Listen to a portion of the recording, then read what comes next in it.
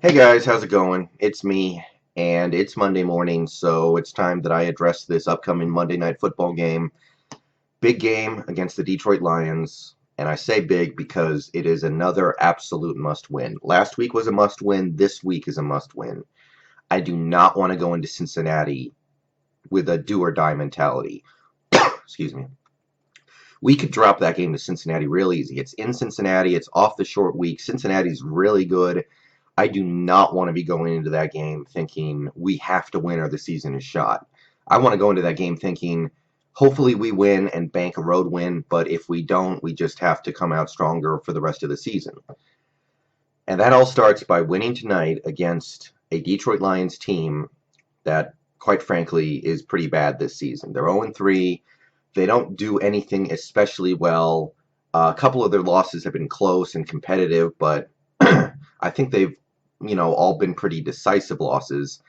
And they have, this is not going to be like last week. Last week, the Bears were neutered before that game even started. They had no chance in that game except to maybe win by accident. Their only chance to win that game would have been simply winning by accident. As soon as Tyler Lockett took that kickoff return, 105 yards for a touchdown, the game was basically over then. The Bears were not going to be able to score two touchdowns and get back in that game. They didn't have the offense for it. Their only hope of scoring would be basically by big plays on special teams or defense. And at that point, we basically just turtled up and said, we're not going to give you the opportunity to do that. And the only thing the Bears have this year is they have a big-armed quarterback who can make all the throws in theory, and a couple of wideouts who are big, tall targets who can go up and get passes even in coverage. That's all they have. They have this good offense that has the opportunity to make some big plays because they do have talented players, even if they're not the best players. But they didn't have that when they played us. They didn't have their big armed quarterback. They had a quarterback who was afraid to make any throws downfield, and they didn't have their best wide receivers. and really, that was their only chance of being competitive in a game like Sunday, and what happened happened. Detroit's not like that. They're going to have their guys. Now, their guys, maybe they're not playing that well this season. Maybe they're not as explosive as you would expect, but they still have those guys. Matthew Stafford is a competent quarterback. Calvin Johnson is still a very dangerous receiver, although, it frustrates me because he's so obviously lost something, and I don't know why, and I don't know how. I look at him and I go, this guy should be the best wide receiver in football every year, and it just seems like quite a few guys have surpassed him, but he's still dangerous. It's not like last week where we were playing Eddie Royal and I don't even know who else Chicago had. They've got Golden Tate, we know how good Golden Tate is, and I'll have more on him in a second. A phenomenal, uniquely talented wide receiver who does things that very few other wide receivers do. They have one good tight end, Eric Ebron. They don't have their other good tight end because Pettigrew's not playing, which is big because tight ends can kill us. We know this. Over the last couple years, if there's been a real weakness on this defense, it would have to be defending tight ends. That's been a bit of a problem for us. So they have those guys. I don't think their defense is as bad as Chicago's. It's obviously not very good, but I believe that they could maybe hold a little tougher than Chicago's defense did. And yeah, they're not going to be some cakewalk pushover like the Bears were, but this is absolutely a game that we need to win if we're as good as we think we are. If we drop this game, the expectations will probably need to come down significantly. So, how do we win this game? Well, both teams have some injury problems. We are missing Marshawn Lynch, so Thomas Rawls will get the start, and we're going to see a lot of Fred Jackson. I'm okay with that for this week. And I absolutely want to see Marshawn Lynch get healthy for next week against the Bengals. My concern with Lynch is he going to be there in November and December and January? I don't care what he does right now. It's early October. I don't care that he struggled in September. I just want him for the end of the season and the playoffs. If he doesn't do anything the whole first half of the season and then turns it on, then in my opinion, he's earned his money. We've seen Marshawn Lynch give us big regular seasons the last few years. Maybe now it's time for him to take a step back and just save what he has left for that last playoff push. So the running game is not going to be as lethal as it usually is, but this is not a game where that should kill us. But do not underestimate how important having Marshawn Lynch in the backfield is for this team. I think some people have started to sleep a little bit on it. You're falling in love with Thomas Rawls, but there's no game tape on the guy yet. He went out there in a game where I don't think the Bears were expecting to see him. Nobody really knows what he is, so that's significant, but I think it makes sense to give Lynch the week off this week and hope he's ready for next week. Missing Brandon Mebane, so everybody else on the defensive line needs to step up, and so far this year they have. All the credit in the world to all the guys on our defensive line, but they're going to have to do it again, and they're going to have to do it without Brandon Mebane. So Jordan Hill, Frank Clark, and Michael Bennett when they move inside on passing downs. Just whoever gets plugged in out there, do your job, and everything will be I think everything will be fine. Ruben, I talked up Ruben in my last video too. Demarcus Dobbs is also out for that defensive line. He's not the best player in the world, but he was depth, and he was somebody who was nice to have on the team. Bruce Irvin and Kevin Pierre-Louis are both questionable, but in a game like this, I don't think that matters a ton. And that's basically it for the major injuries for us. Thorold Simon's out too, but he's always hurt. I'm kind of disappointed in the fact that Thorold Simon is not giving us a good season because this was his chance, and he's just not healthy. But Detroit has their own problems. They don't have DeAndre Levy yet, which is huge. He's out this week. Them not having DeAndre Levy is huge, which means their defense should be the same subpar defense that we've seen from them the first 3 weeks. Like I said, they're missing Brandon Pettigrew. They're missing Joique Bell. That takes a little bit of the bite out of their offense. So when we're on offense, I think we're going to have to lean on the passing attack a little more than we're used to. But this should be the kind of game where the offensive line can play a little better than they have, and plays downfield are opened up, because I like Darius Slay, but he's young. So our receivers should be able to make a little bit of hay down the field, and obviously Jimmy Graham should be able to do some things down the field as well. This Detroit team doesn't really have any terrifying players on their defense. They had a terrifying player on defense, but he's gone now. When we're on defense, the Lions have allowed the most quarterback pressures in the league. I think through 3 games at least, they had allowed 51 quarterback pressures on Stafford. That leads the league. So it should be all about this defensive line. Michael Bennett, Cliff Averill, Jordan Hill, Frank Clark, Cassius Marsh, even, Ruben, although he's not really a pass rusher. If Bruce Irvin plays, then him. All those guys should be able to feast. All those guys should be able to get consistent pressure on Stafford.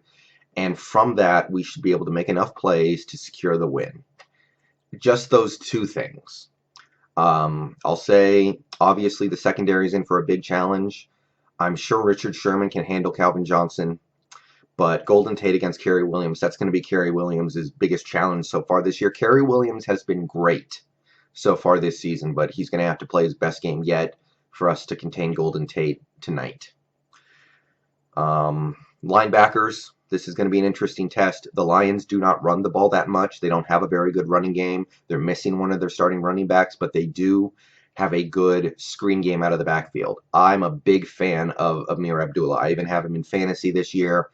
And given I took a late flyer on him, he's actually paid off pretty well for me. So we have to watch that. The Rams killed us with halfback screens in week 1.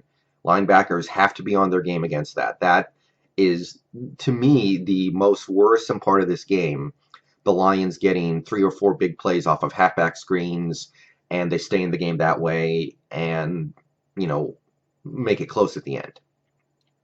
But I trust the linebackers to play well. They haven't played their best football so far this season. They owe us a big performance. And, Monday Night Football, primetime under the lights, I think they're going to do it. And I think we're going to come away with the victory, pull away in the second half, and take care of it.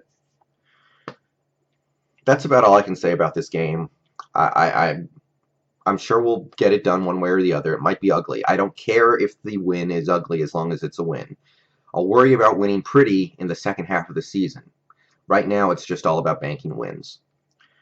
I want to say a few things about a guy who's making his return to Seattle, Golden Tate, because I was a big fan of Golden Tate when we drafted him, and I saw him develop over those 4 years he was here. And he became a really good wide receiver, a phenomenal punt returner, very, very dangerous player, and was a big part of this team building a successful core from the end of the Holmgren era to right now. And this front office has done a phenomenal job at making decisions on who to keep and who to let go. There have been guys on this team who came in, played good, and then we gave them the big contract. Bobby Wagner, KJ Wright, Earl Thomas, Richard Sherman, Cam Chancellor, Russell Wilson, Marshawn Lynch.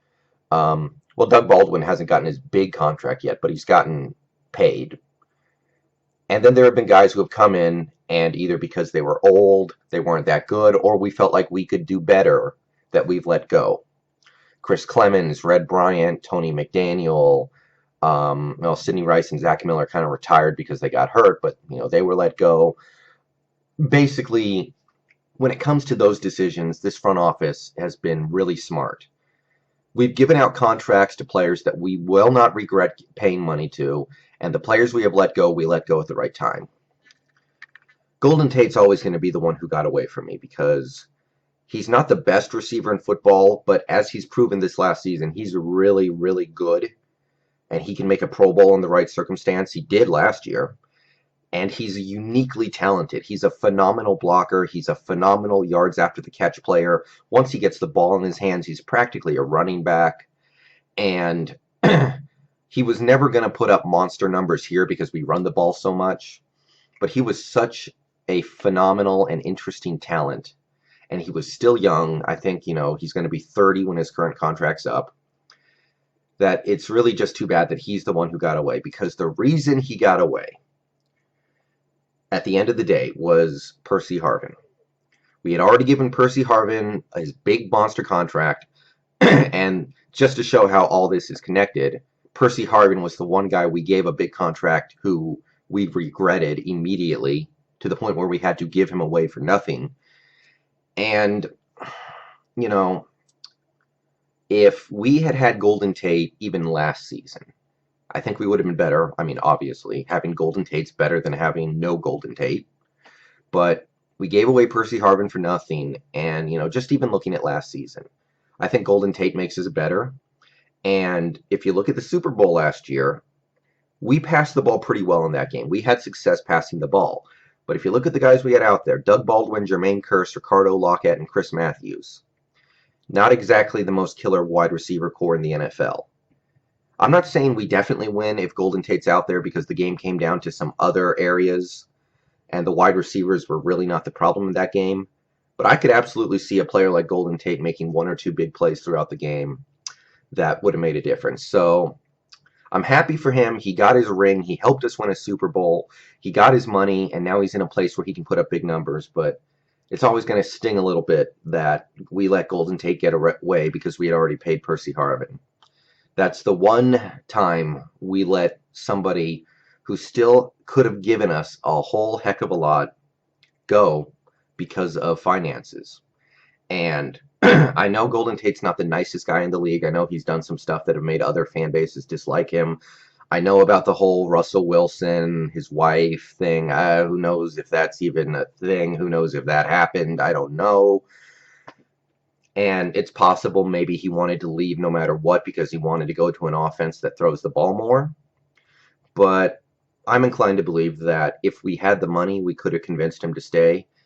And it always kind of bums me out that we couldn't keep him around because there are these guys on this team that you expect to spend the next 10 years here. And he was on that list and didn't happen.